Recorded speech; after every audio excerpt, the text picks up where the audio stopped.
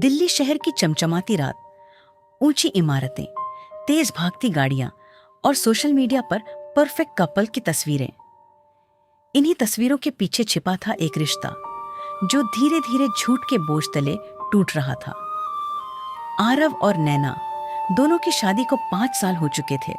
बाहर से देखने पर सब परफेक्ट लगता था, लेकिन अंदर विश्वास धीरे धीरे खत्म हो रहा था। एक रात नैना ने पूछा, आरव तुम आज फिर देर से आए? आरव ने तुरंत जवाब दिया, ऑफिस मीटिंग थी। लेकिन सच कुछ और था। वह अपने दोस्तों के साथ पार्टी में था। नैना चुप हो गई। यह पहला झूठ नहीं था। धीरे धीरे छोटे झूठ रिश्ते की दीवारों में दरार बन चुके थे। कुछ दिनों बाद नैना ने आरव का फोन देखा। उसमें कई बातें छिपाई गई थी। नैना की आंखें भर आईं। तुम मुझसे सच क्यों नहीं बोलते? आरव चिढ़कर बोला। हर बात बताना जरूरी है क्या? उस रात दोनों अलग अलग कमरों में सोए। घर में सन्नाटा था, लेकिन अंदर रिश्ते की आवाज टूट रही थी। अगले दिन आरव अपनी दादी से मिलने गांव गया। उन्होंने आरव का उदास चेहरा देखा। क्या हुआ बेटा? आरव चुप रहा। दादी मुस्कुराई। रिश्ते तब नहीं टूटते जब लोग लड़ते हैं। रिश्ते तब टूटते हैं जब लोग सच छिपाने लगते हैं। आरव हैरान रह गया। दादी ने कहा, जानते हो महाभारत में सबसे सम्मानित कौन था? आरव बोला, श्री कृष्ण। दादी मुस्कुराई। कृष्ण बुद्धि थे, लेकिन धर्म का प्रतीक था युधिष्ठिर। उन्होंने कहानी सुनानी शुरू की। युधिष्ठिर ने जीवन भर सत्य का साथ दिया, इसीलिए उन्हें धर्मराज कहा गया। लोग उनका मजाक उड़ाते थे, कभी उन्हें कमजोर कहते थे, लेकिन अंत में पूरा संसार उनकी सत्यनिष्ठा के आगे झुक गया। दादी की आवाज गंभीर हो गई। सच कभी कभी रिश्तों में तूफान लाता है, लेकिन झूठ धीरे धीरे पूरे रिश्ते को खत्म कर देता है। आरव चुप हो गया। उसे अपने सारे झूठ याद आने लगे। छोटे छोटे बहाने, छिपी हुई बातें और नैना की टूटती हुई आंखें। उस रात वह सो नहीं पाया। अगली सुबह वह घर लौटा।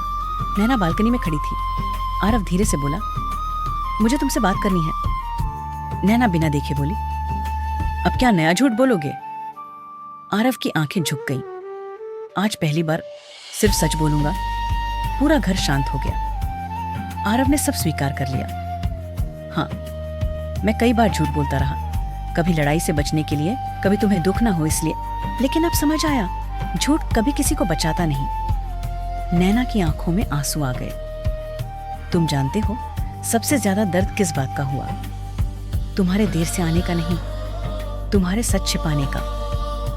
कुछ पल की खामोशी के बाद आरव बोला, अगर भरोसा वापस पाने में समय लगे तो मैं इंतजार करूंगा। उस दिन पहली बार उनके रिश्ते में सच्चाई ने कदम रखा। धीरे धीरे चीजें बदलने लगी। अब दोनों खुलकर बात करने लगे।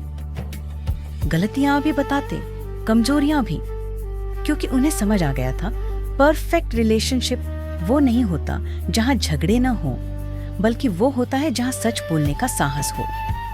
आज सोशल मीडिया पर लोग परफेक्ट लाइफ दिखाते हैं, लेकिन अंदर कई रिश्ते झूठ से खोखले हो चुके हैं। कभी छोटे बहाने, कभी हिडन चैट्स, कभी फेक प्रॉमिसेस, और यही छोटे झूठ धीरे धीरे विश्वास को खत्म कर देते हैं। सच बोलना हमेशा आसान नहीं होता।